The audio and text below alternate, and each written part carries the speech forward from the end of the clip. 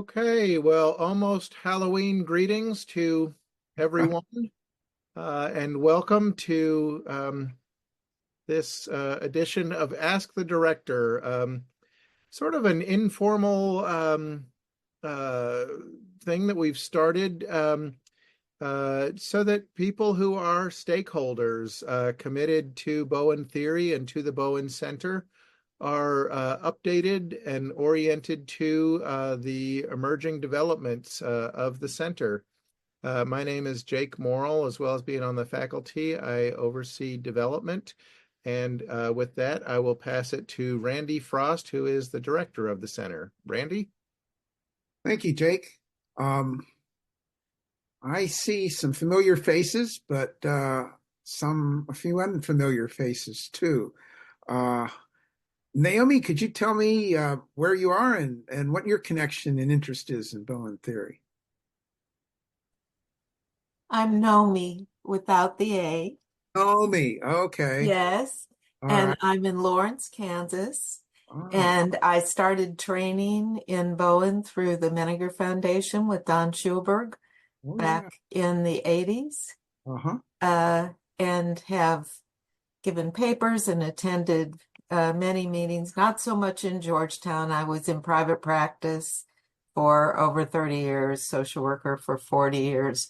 And last time I was on one of these calls with you, I was telling you I was working on a manuscript on that longitudinal study that I did with midlife women, Yeah. 1991 to 2012, and it is now in production. I just learned that today. The project manager was in touch with me.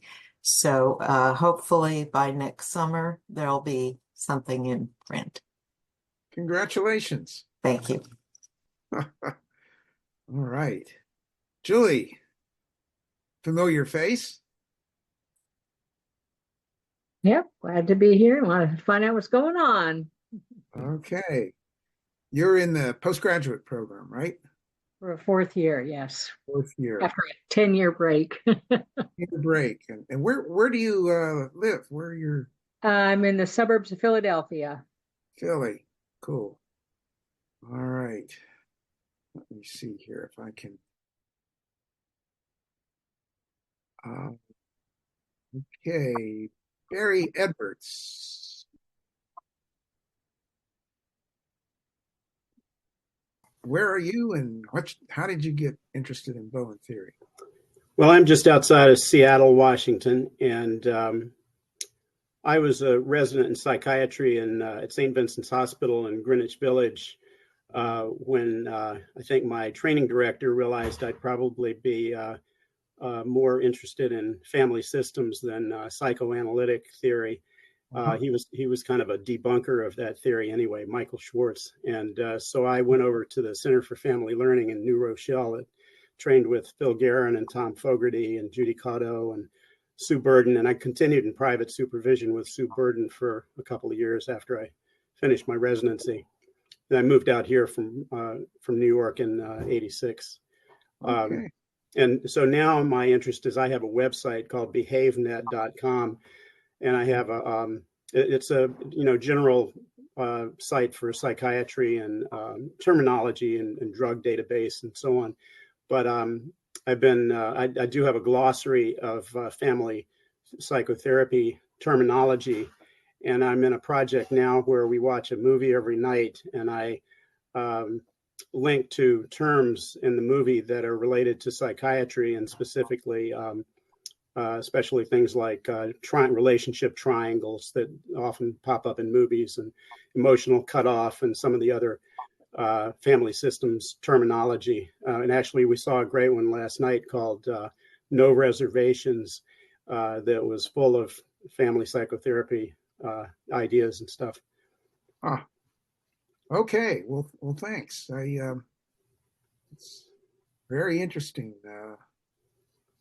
Yeah, I should also mention when I went to the CFL and with Phil Guerin would show the movie I Never Sang for My Father. Oh, yeah. I think he did it every week, and people from the community could come in and he would talk about the system's implication. And another piece of trivia, if you didn't really realize it was in the film, Ordinary People, which was made while I was out there. Phil's book, The Family, was on the table of Judd Hirsch's office. You can see it in the movie. Sure. Okay. Well, thank you. Now, Gracia, where are you and what's your connection? Yes, here I am. As you can see, I'm in San Francisco, but Oh, I yeah. spent, since I'm retired, technically retired, but still doing some work, I spend half the time in Singapore and half the time in San Francisco. So most of the work now that I do would be on a pro bono basis, working with a lot of overseas people who are ministry related. And I have been tasked to teach Bowen in Singapore. Hopefully the funds will come through so that I can do the teaching. But I did some teaching before and doing some consultation. So I'm just curious to find out more. Sure. So Where yeah. did you do your training in Bowen Theory? Really, I was exposed when I was in Philadelphia when I was doing my graduate degree at Hahnemann. And did a lot of family of origin work there. So, and the rest is kind of more from reading. But now I've signed up for the ACT Advanced Clinical Training with Bowen Theory Education Center. I see. Okay. Yes. All right. Yeah, but most of my practice have incorporated that, but and also I've done a ton of reading. Yes. Okay. Thank you.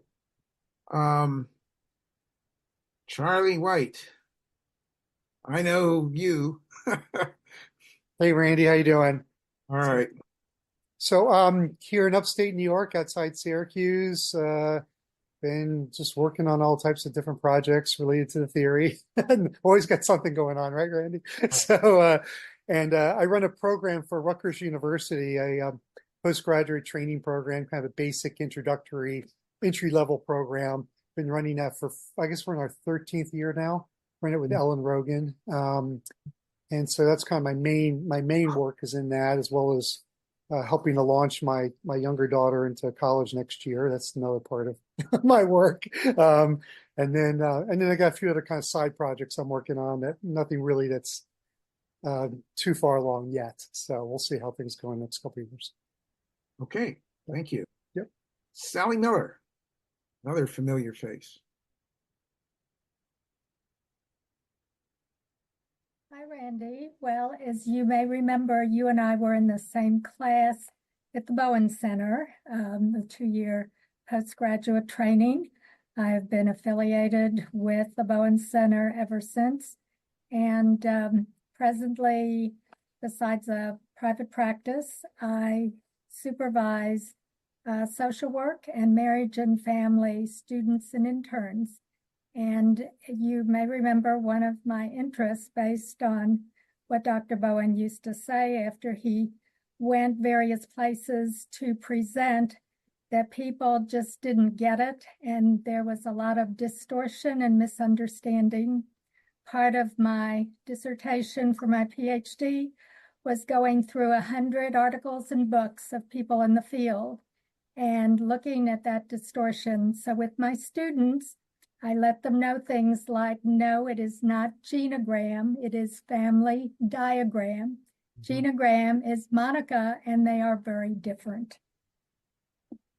Sure. So anyway, it's good to be here with you all. Okay. Well, thanks. And I'm from Houston, Texas. Right. Right. Okay. Well, what I thought I would do would be to give you a little summary of things that have been going on lately at the Bowen Center, and then throw it open for discussion and questions that you may have. One thing I'd like to mention is just a series of conferences that have recently been held or are scheduled to be held that I think take Bowen Theory in an interesting direction. It's not altogether new, but it sort of stands out to me anyway. One was in April, we had a conference on faith and functioning with Reverend Dr. John Hott, who was part of the first meeting with Dr. Bowen and people with interests in both Bowen theory and theology or religion. And he has periodically been part of conferences since then, including Wisdom of the Ages, which was organized by Father Joe Carolyn. But it just looked at the relationship between faith and functioning through a Bowen systems lens. And I thought it was a really stimulating conference. September 30th, we had a systems take on leadership, which is quite different than how leadership is often approached. It's part of the fall fundamentals each year, where we strive to put together a conference for people that are new to the theory. And given that the country's about to choose a leader, I thought a systems take on leadership would be valuable. And then coming up, I've reinstituted a practice Dr. Bowen began of having a private professional day of invited people to present for 5 minutes on an idea related in some fashion to Bowen theory. And there are 4 or 5 of these presentations and then a discussion. And this was my first presentation way back when in front of Dr. Bowen. And I was sufficiently nervous that I didn't even need the whole 5 minutes. I was able to get my idea, or at least a version of it, across in 2. Anyway, we're reinstituting that, which was dropped during the COVID period. And then we have a clinical conference coming up November 7th, primarily led by Dan Papero, on the subject of how therapists think. And he's making the case that increasingly family therapy based on Bowen theory, is more of a science than an art. And I'm going to be showing a tape of a couple that I've worked with since 2018. And before they got married, then after they got married, and then when they were struggling to get pregnant, and then finally did have a child about a year ago. And I thought this particular interview with this couple fit nicely with the symposium featured speakers which follow the next 2 days. Darby Saxby from the University of Southern California will be speaking on marriage and particularly fatherhood as a kind of transition. She and going to have one of her doctoral students also present one day, and she'll be presenting one day. And they're really looking at interpersonal interaction, not only between the mother after becoming pregnant and following the birth of the child, but including the father in the study, which is different than most research. And so I'm looking forward to that. There are physiological changes that occur for fathers, particularly those that are pretty excited about becoming first-time dads. And they're not as extensive as the physiological changes of mothers, but they lose gray matter, just as mothers do. You've heard of baby brain? Well, there's some physiological evidence that this actually occurs, that the brain shrinks for mothers and then they recover later, but it also shrinks for dads. So that's going to be an interesting meeting and a lot of intriguing shorter presentations. And then next spring, we've gone to have a conference on a topic never publicly tackled before. That would be Bowen Theory and human sexual diversity. So we're going to be hearing from Joan Roughgarden, who's an expert in this field. Our director of training has done tons of work with particularly gay men. And we're looking at homosexuality, human sexual diversity through the lens of Bowen Theory. And I think that's going to be the most interesting. In addition to conferences, we're actually tomorrow going to be meeting as a faculty to do some strategic planning. And the aim of the planning is to look toward the future, not simply reporting what we've done up till now, but how do we want to, what do we want to aim for in the next 3 to 5 years in several areas. One is we're on the cusp of having a working database that enables all the different programs where data is entered about people to talk to one another. So you only have one entry instead of entering the same information into multiple programs. This has long been needed, and Dave Galloway, who worked for years in Salesforce and Traction on Demand, doing this sort of thing, is taking the lead under the overall direction of Morgan Smith, who has responsibility for technology. In addition to briefing the faculty on what the potential is and how people can use this database that have leadership responsibilities in different programs, another strategic goal is outreach and enrollment. We're thinking of those as different. One is outreach to new audiences, people who may never have heard of Bowen Theory before. And this can include professional groups that tend not to run across Bowen Theory these days, medicine, law, many psychological programs, but just 8 or 9 different ways of reaching out to new audiences and making contact. Kent Webb has taken that on as part of his responsibility as the director of all the learning and development programs. And Kathleen Cawley has been the chair of the faculty committee on outreach. So we're going to be brainstorming about that tomorrow. And then another goal is to increase research and writing based on the theory. And that people are coming at in a variety, and have come at in a variety of ways, but there are some new developments as well. I've developed a framework, methodology, really based on how Bowen did his testing of existing theories at Menninger when he was there, and then used clinical observation and outcome as a means of developing the theory itself. So this is a framework that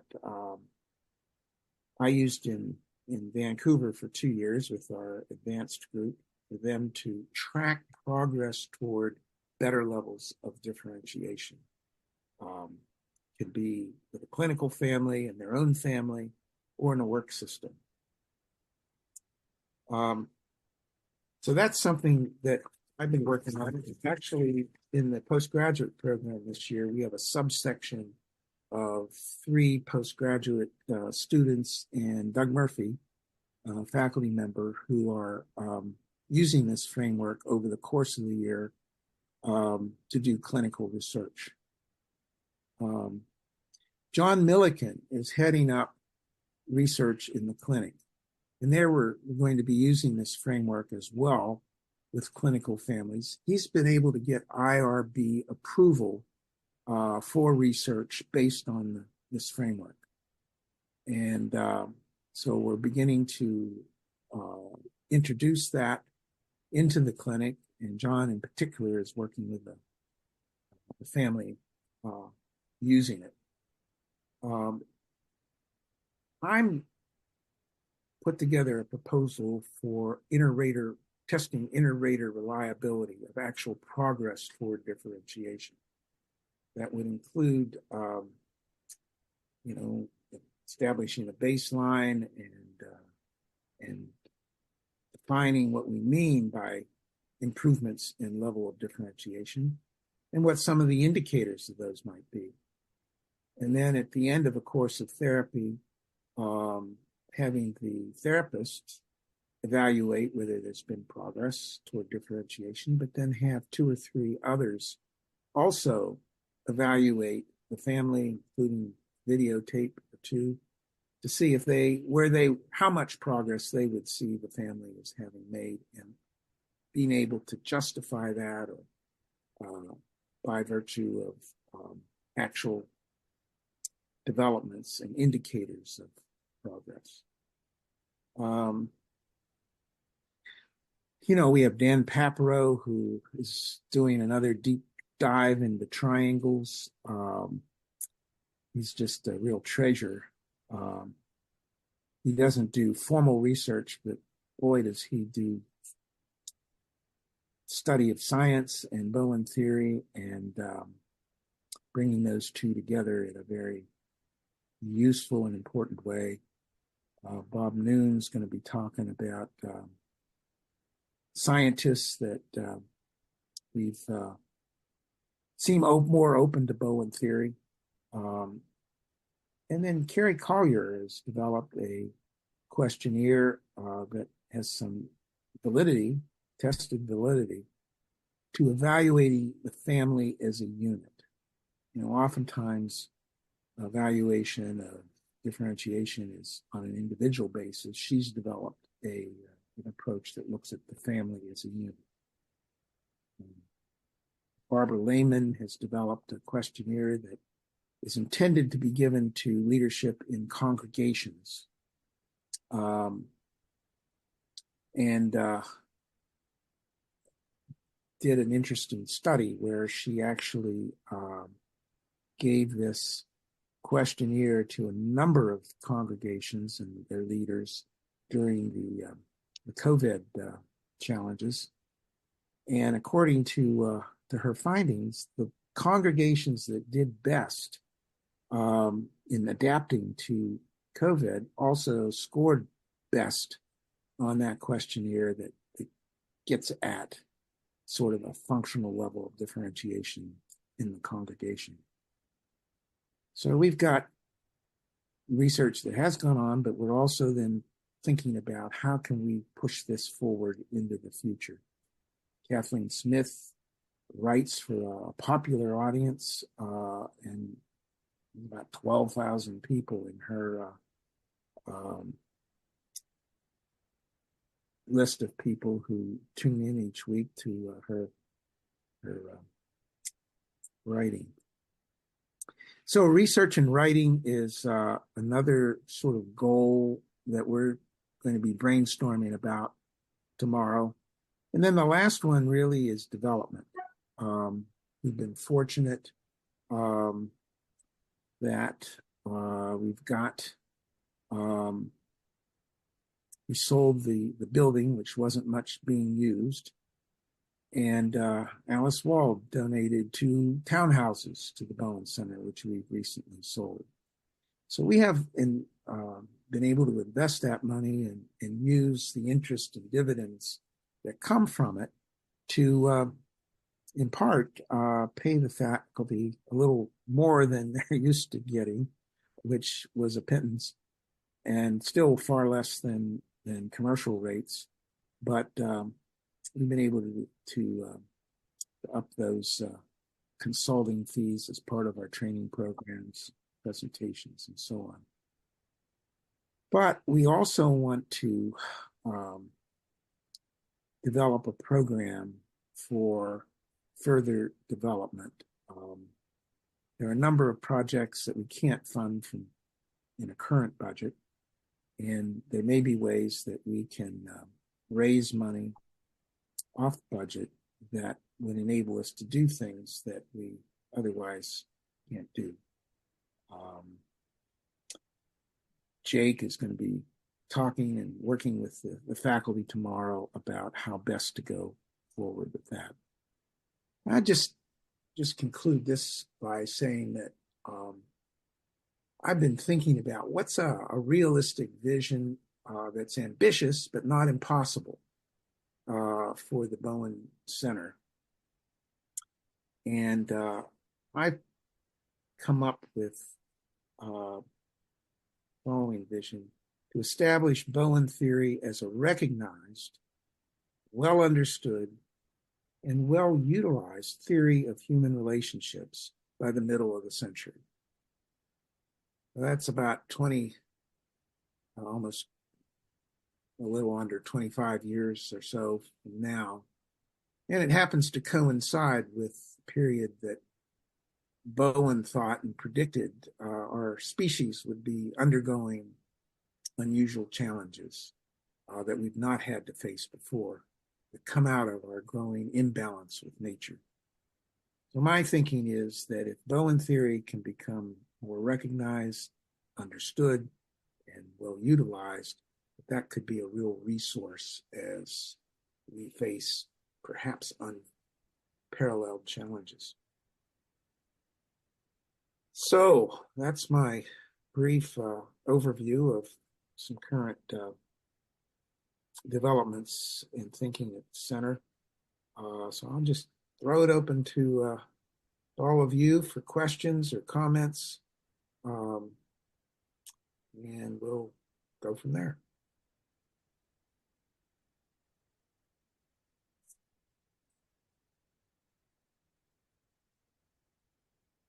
Let's see, Nomi. Thought I saw your hand. Did I? Thank you, Randy, for reviewing all that. It does sound ambitious. What's been on my mind, well, I'm looking at this. I've attended every one of these that you've done, and I don't get to a lot of meetings in person. And although I've done various things online when the pandemic started and everything, I'm just wondering what kind of lines we have to the next generation. And I'm also aware my own axe that I grind that came about from pulling together all my data from this 20-year study, which was totally funded by me, and in addition to my clinical work.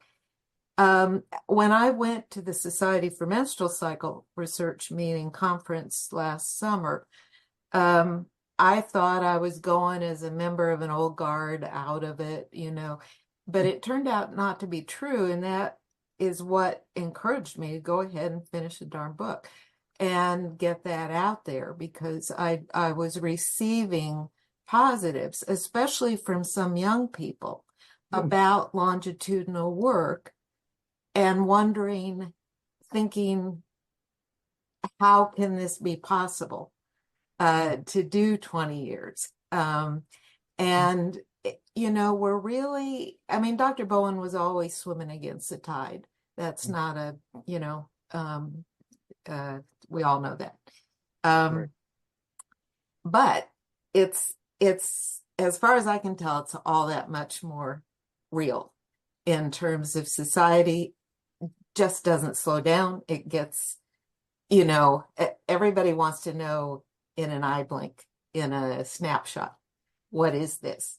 So to think of something that develops over time and gives the project I did had the two pillars of Dr. Bowen's work in family and Dr. Treloar's work in menstrual cycle research that was also longitudinal. He didn't even publish until his project had gone on for 30 years. Wow. So, and what I was able to get a glimpse of is a bell curve, that so much of what we do is focused on the the upset times that scream at people, and not the what is the rest of the flow and how do we support that and see the broader context, all those kinds of things, continuum, context. They're very meaningful to me. They're very real to me. But I'm not sure how we speak that more widely and broadly. I'll stop there. Thank you. Oh, just out of curiosity, was there a particular finding, series of set of findings that stood out for you from this study? Well, yeah. I don't know if I'd even list him that way. The thing was that even yet, I caught up with my reviewing the literature again in menopause. And there's still a lot of screaming about difficulty and signs and symptoms, which are not nothing, but they are, for the most part, time limited. And people, I had 80 women to begin with. That's who I enrolled. Okay. And 44, 46, I always forget the number, who in real time documented their final menstrual periods. And the age range was from 34 to 54. So, and we were doing family diagrams along the way. So we were also tracking generations of family. We had younger women. Actually, we had 2 women who documented full-term pregnancies in the study. And we also had women who were seeing the end of their parents' lives and so forth. But there was, at the same time, I started this enrolling people in 1991. And there were a number of other longitudinal studies, much larger, that were going on worldwide. In Seattle, in Australia, Dr. Treloar's work continued. Different people took it on. So as far as the physiology of it, of being able to identify particular stages, there was information that I think can be useful to women that if you've missed 2 periods in a row, you're probably within 4 years of being done. If you're non-medicated, non-surgical, and that's been another thing to find. I thought it was going to take forever to find non-medicated, non-surgical people, because I started in 91 and you couldn't talk to your doctor unless you were ready to, choose something to be in. And again, my approach was to consider each woman to be an expert on her own life, her own body, her own family. And so the way I've approached the book is to show range. And there is range, even though it's a rather homogeneous sample. There's diversity, including within sister groups. I had one woman who came from a family of 5 girls, and every year before she came in to update with me, she'd poll her sisters in terms of, well, what was your life? Those kinds of things. So I don't know if I'm really answering your question, but with the other longitudinal studies, they gave me, as far as menstrual cycle itself, they gave me a prototype that I could do. I had to do my numbers backwards. I had to wait until the women who had documented their final and then see how it built up. I tried to do other things along the way, and it really wasn't going anywhere. And there's small numbers. As far as people who love statistics, this is not that. And Dan has, in his writing, those continuums that do not necessarily have numbers. They're more directional, because it is a flexible process. It's a flowing process. I can't just say, here's a number to capture this person's experience. Goodbye. That's the end. It's a change. So I don't know. When the book comes out, read it. Yeah, I mean, I don't know anything about your design, but was a Bowen theory component in the study?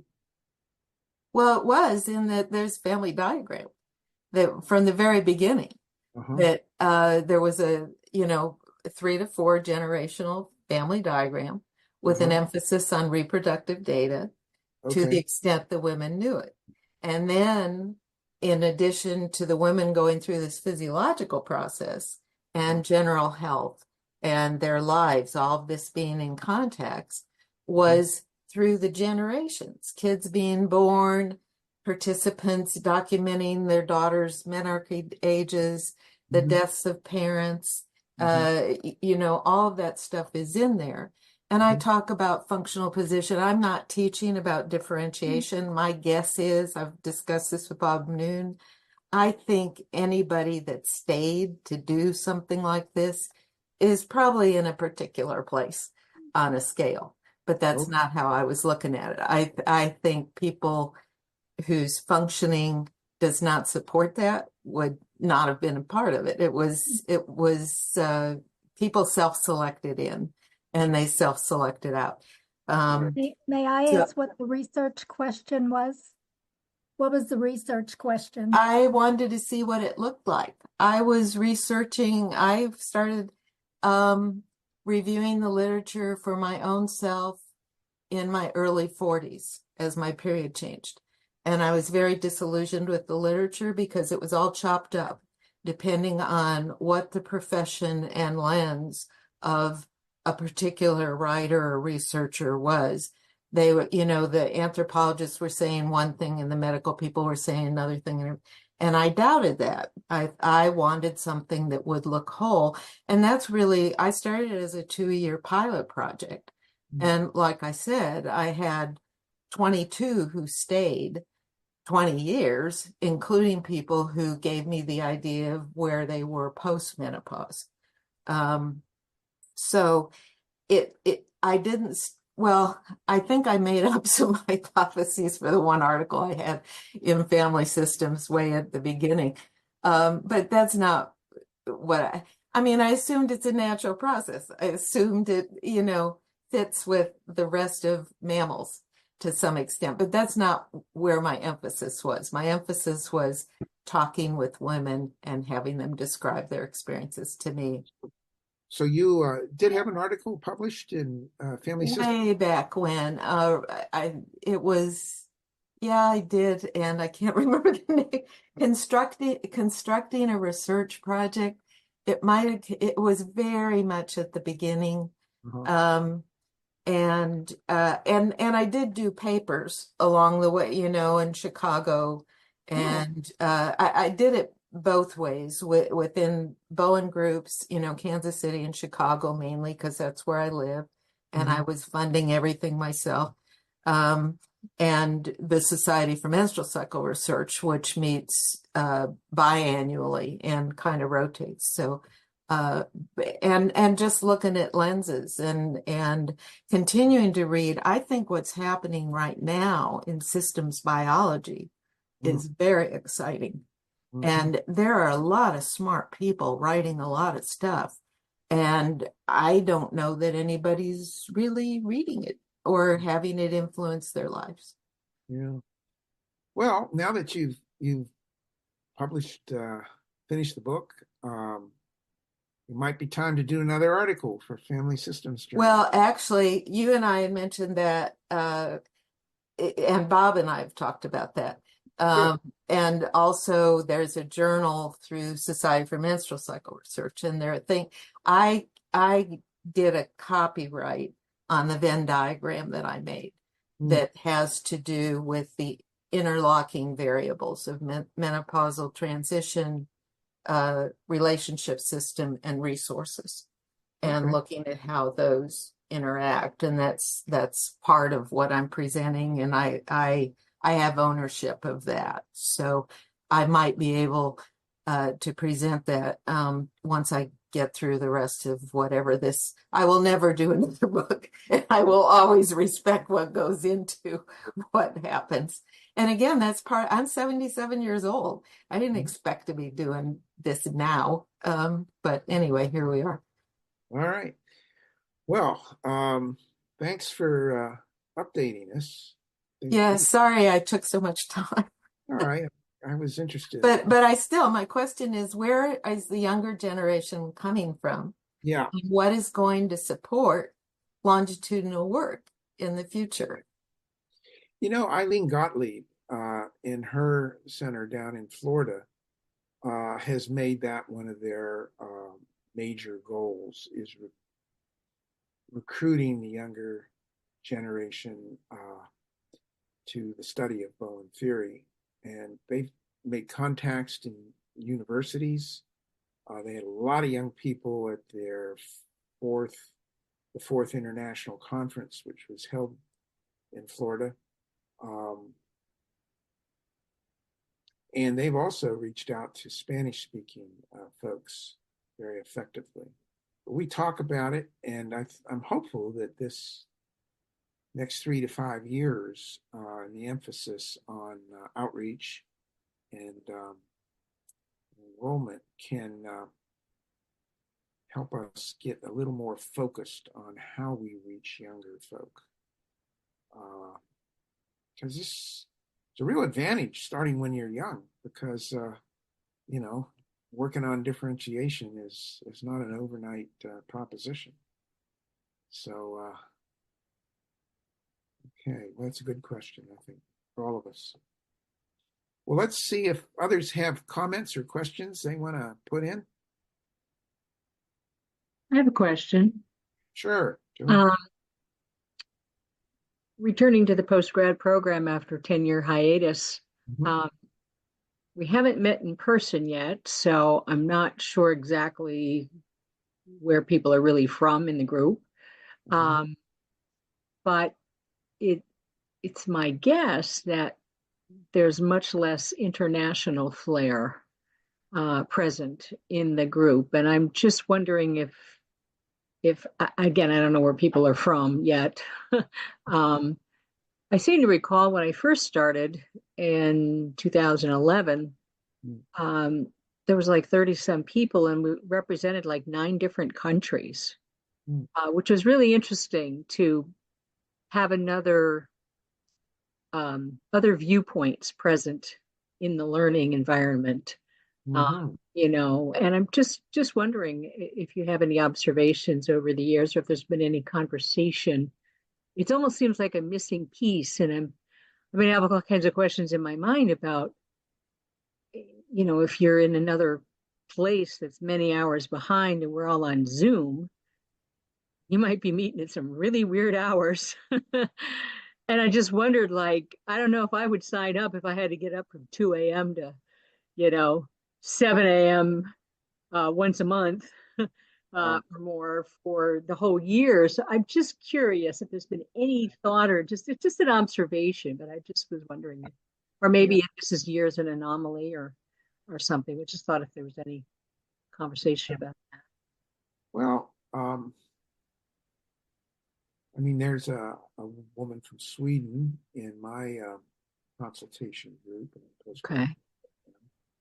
I'm trying to think others. We certainly have a network of Bowen centers. Yeah. Such as around the world, going from Australia to Hong Kong, Canada to US to Sweden. We're trying to develop something in Latin America. And I wonder if any of those groups if those centers are taking a different function. If people are because I remember I was in there with Peggy Chan, who's got the thing going in Hong Kong, and some of those ladies from Sweden were in the group with me. And so I was just wondering, is that something that those satellites, if you will, in other places in the world are taking that function? Where I'm just curious. I'm just thinking about it. That's a new development that they don't have to come to Washington anymore. That's right. And that was, I think, part of the idea of folks perhaps trained in Washington, but then go to their own cities or countries and start their own programs. Yeah. Seminar is an opportunity to get some support, to hear what other centers are doing in different parts of the world, in the U.S. and the like. But I think it continues to be a good challenge. And there are some distortions, I think, in understanding of Bowen theory that may get in the way to some extent. People assuming it's a Western white male concoction rather than a theory of human emotional relationships. Mm-hmm. And we got work to do correcting those. But I think some of the centers do have younger people. I think that's true in Hong Kong. I think it's true in Florida, some extent in Sweden. I think it varies in the U.S. Vancouver, where I was the director of training and research for a number of years, has a number of younger folks involved. Younger in the sense of 30s and 40s, maybe started in a training program in their 20s. So, but it is an important challenge. I agree. Mm-hmm. Maybe that's something we can give some more explicit attention to in our brainstorming. Right. I was just wondering if there's been any conversation about it. And it's something I picked up and I thought, it could be lots of factors that do that. I know I'm part of the Princeton Family Center, and we've talked about like clergy training and why does somebody need to come to Princeton if they can now just go to the Bowen Center without leaving their home, and that kind of, what's the role of the sort of, if you will, a network programs. It used to be to feed you to Georgetown, but it's almost like everybody could just go to Georgetown now. In some way. So I'm just curious. I don't have any. And I know at Vancouver, we had a pretty robust first year program where everybody in the program read all of Bowen, all of Kerr, chapters by others like Papero. And we met once a week for 4 hours. 2 hours we spent in discussions of readings and questions assigned to the readings, and then 2 hours of group supervision where people started to work on their own families. By the end of that first year, people had an intellectual grasp of the theory, even though they were only getting started in terms of their own family. But we felt comfortable in giving people who hadn't been in a counseling training program, a family or two to see under close supervision. There's also an hour of individual supervision each month. And we got a lot of students who were in master's programs and needed an internship. So in Vancouver, at any rate, we had pretty good luck in getting younger people involved. So I just think there's variation across the network. Yeah. Good. Thank you. Hey, others. I have a comment from the Asian perspective. Yes. I think part of the challenge for a lot of Asians who are therapists or counselors, they call them, is doing that amount of reading. A lot of the other therapies would have just one book and give you all the techniques. So Bowen is a challenge over there in Asia. I was also in Africa, and most of the people don't like to read, and also they didn't have the resources. especially in French-speaking Africa. So if we are thinking of spreading Bowen, somehow people would have to get over the hump of reading all of those wonderful readings. But if there has been a hesitancy in the first place of digging through several pages, 20, 40 pages in one chapter, I think that's often a challenge. Yeah, we had a faculty member and therapist, also a pastoral counselor in Vancouver, who grew up in South Africa and then couldn't stand apartheid and migrated to Canada and became a Lutheran minister, Michael Nell. And he went back to South Africa, I don't know, maybe a decade ago or longer, and did some teaching in Bowen Theory. And what he found is that the students, and these were theological students, getting some training in Bowen Theory and pastoral care and counseling, he found that the students found Bowen far more consistent with their own experience than the individually oriented therapies they had been taught before. There's something about the importance of family in Africa that just struck a resonance with his students, even though initially they gave him a hard time because it was different than what they had been taught. But so based on his experience, and he did this several years, I think there's a lot of potential in Africa and probably Asian nations as well, because of the importance of the family.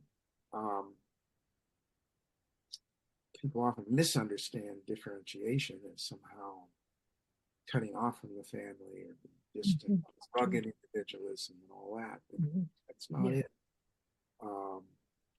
So I think the potential is there for a much wider exposure and acceptance in some of these places in Africa and Asia and probably in Latin America as well.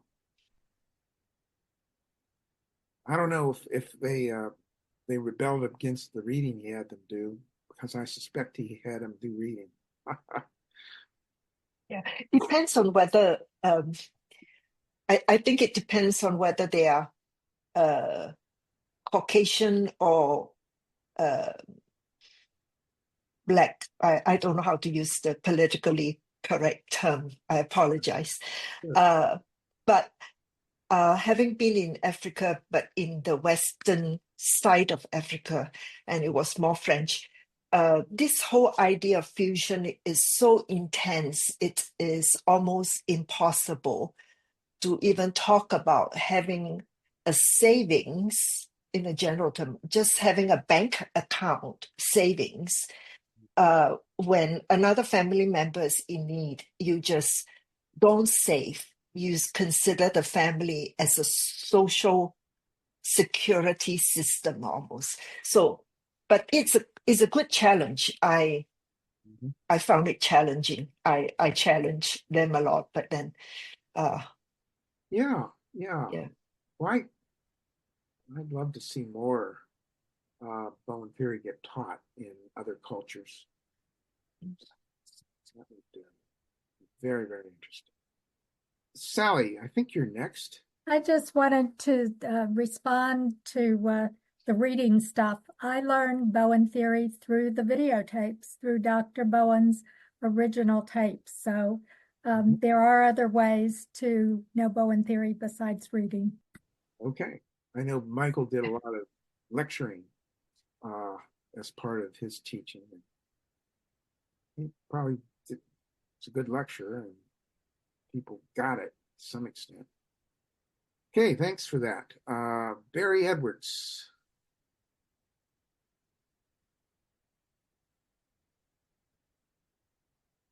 Where are you? Right. Are you unmuted? Sorry. Okay. I just unmuted. Sorry. What I was saying is that I just looked up Bowen Bowen Theory on Wikipedia, and there's no page for it. There's a page for systemic therapy, but they mention Palazzoli first and then Murray Bowen later.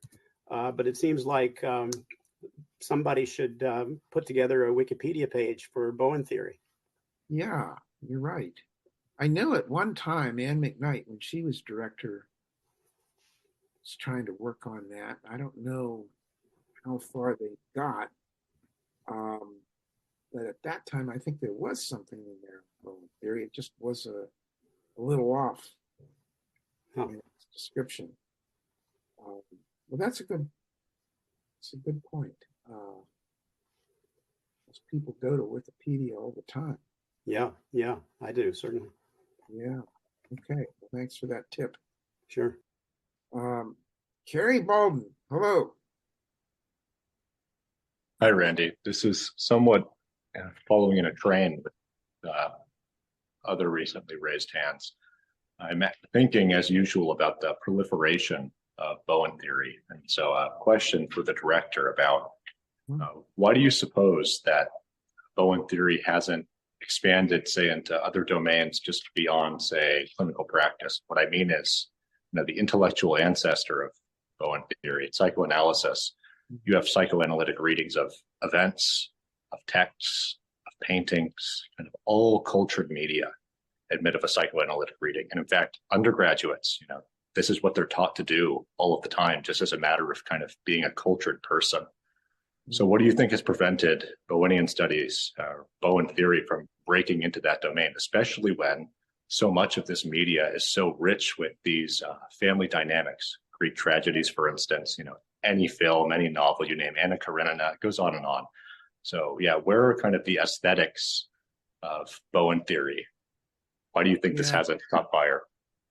Yeah, well, that's certainly been a topic of conversation over the years, Bowen Center and throughout the network. One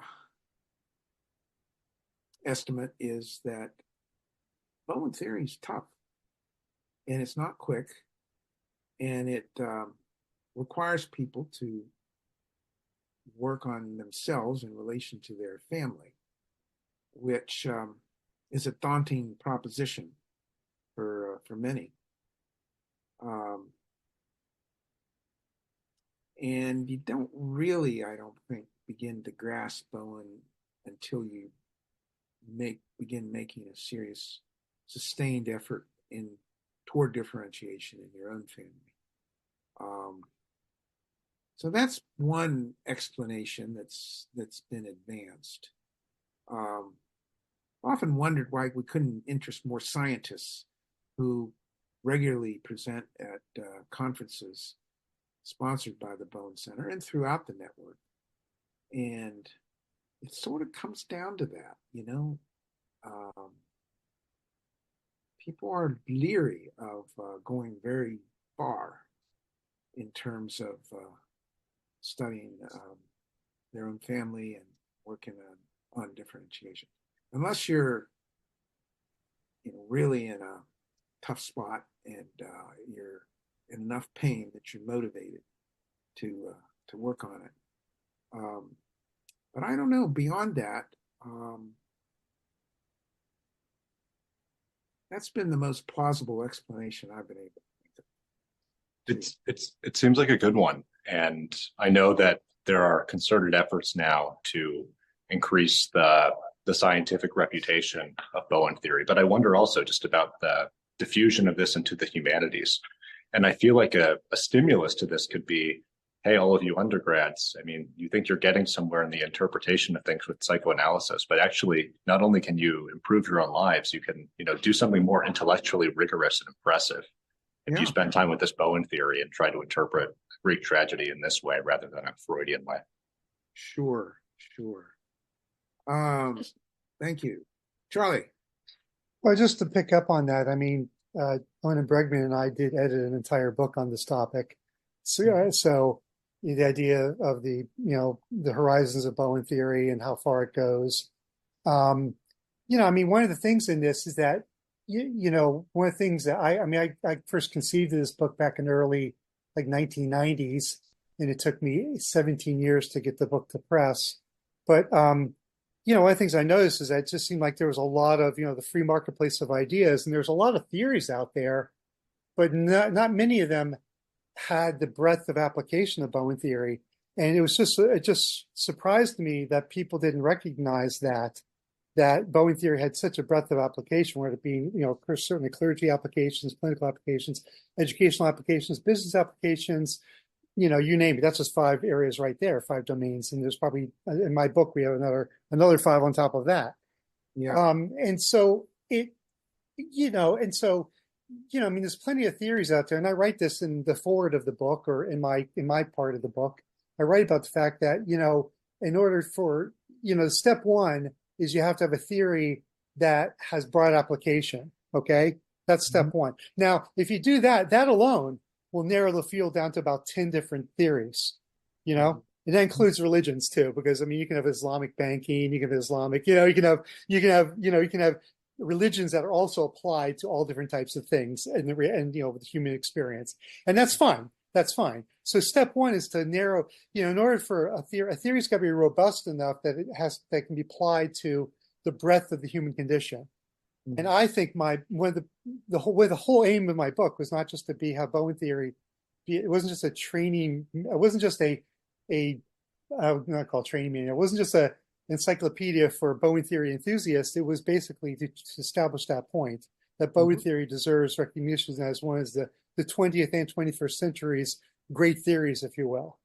And but then, of course, the next step is moving towards science. So I really was hoping that the book that Owen Bregman and I did would clear the field. We were hoping that it would clear the field of all the garbage theories out there that don't have breadth of application. And I think we partially succeeded in that. We certainly have gotten interest in that. I mean, certainly there's been some interest about the fact that, well, this is really interesting. This theory has all this breadth of application that must say something about this theory. Okay. But of course, as you know, there's plenty of theories out there that enjoy breadth of application, but cannot make movement towards science. Right. Okay. Like say the religions, if you will. So, but Bowen theory is unique in the fact that it's one of the few things that actually can make movement towards science. And one of the few theories that has a breadth of application that can also make movement towards science. And so, that kind of sets it apart. And among the 10 theories that say are the great theories of the 20th and 21st centuries, and I would put Bowen theory in that category. Although if you went to any party of, cocktail party of people in the humanities and asked them, name the 10 greatest theories of the 20th century, I seriously doubt anybody would put Bowen theory as one of those 10 theories. They just don't know about it yet. Yeah. So, but anyway, so I think, the next step is then, separating theories that can move towards science versus ones that can't. And Bowen theory certainly deserves, recognition in that first category, maybe with, things in evolutionary psychology maybe could fit in that category, and some other things, other things that will move towards science as well.